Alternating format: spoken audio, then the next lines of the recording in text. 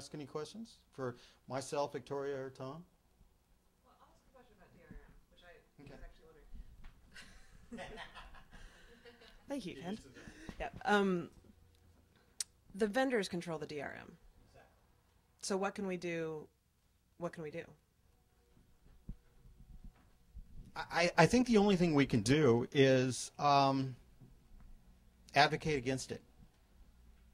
I think that's the position we have to take right now, because we're all going to use the different vendors to get the information out, and it's just going to take pressure on those vendors. What Tim O'Reilly is doing right now with O'Reilly Books is they are releasing DRM-free materials if you buy them on their website.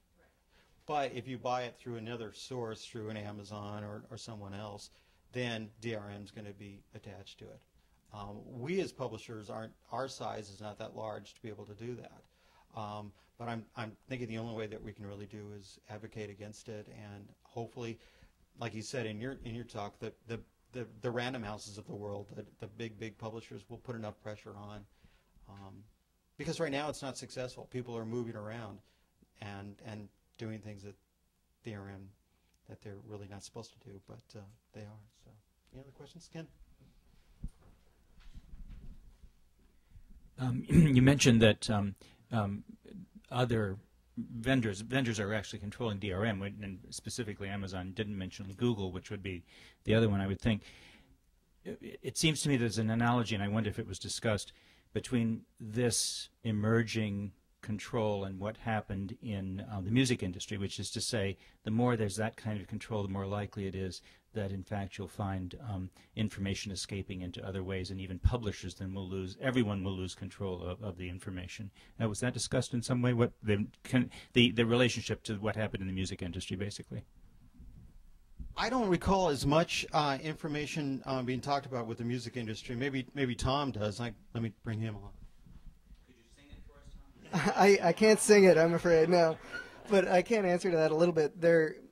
Cory Doctorow in particular talked a lot about how the more that publishers are okay with DRM, the more that DRM is used, the more people are going to feel like it's okay to steal from these guys because they're not very nice to us.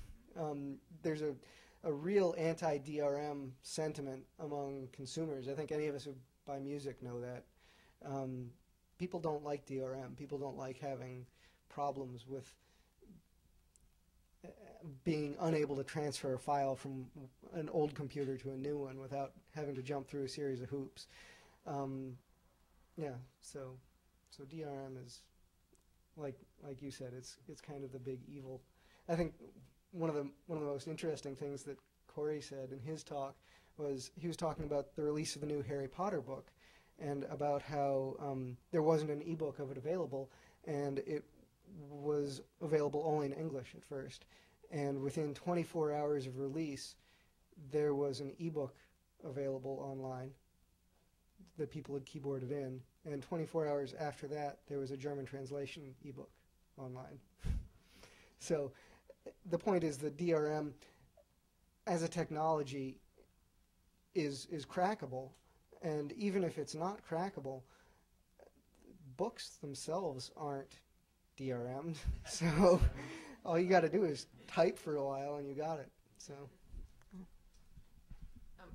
this just occurred to me. I was sitting during lunch next to, between the business development guy for Sony and the digital management person for Random House, and they were talking, and I was listening, and she mentioned DRM to him, and her question was, why did you do it when you guys launched?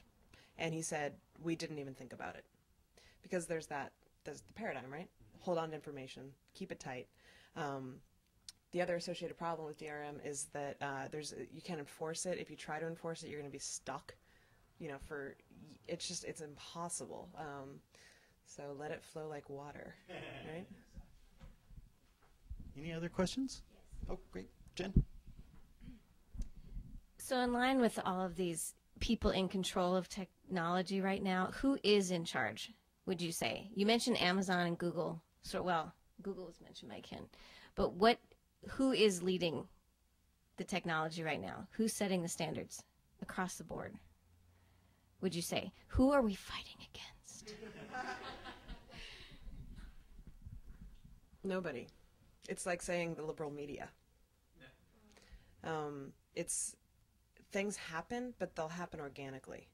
I know what you mean. You mean like, but you mean. There's the Dublin thing, right? Is there anybody setting a standard like that right now that's going to take on? Like, what do we do exactly? Well, standard-wise, as far as open non-proprietary standards go, I think the one that I know most about is EPUB, which is an electronic book format. The thing about EPUB, though, is, and this is going to be true of probably any open standard that comes out, so it's not, it's not an issue that's exclusive to EPUB, is that DRM can still be wrapped around it. You can take an EPUB file and put DRM on it. So it's not a file standards problem so much as an expectation of people problem. It's what people expect to see and how businesses expect to work, I think. There's also the W3C. Which one? W3C. They have just as far as XML goes, they have tons of pages about it and what it is and how you should do it and what the options are. So it just might not be inside publishing, which is really frustrating.